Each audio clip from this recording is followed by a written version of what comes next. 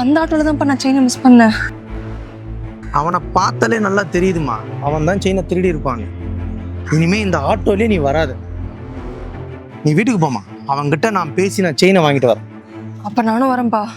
நான் தான் சொல்றேன்லம்மா, நீ கிளம்பு. திருமணம் பண்றதுக்கும் கண்மணி. அண்ணா ஏன்னா இப்படி பண்றீங்க? செயின் எங்கடா? அண்ணா யார் நீங்க? என்ன செயின் எனக்கு எதுவும் தெரியாதுண்ணா. அண்ணா ஏன்னா சொல்ல கேட்காம வண்டியில நிறுத்திட்டு இருக்கீங்க? நான் எதுக்கு நான் பொருளை தூக்கி கீழே போட்டுட்டு இருக்கீங்க?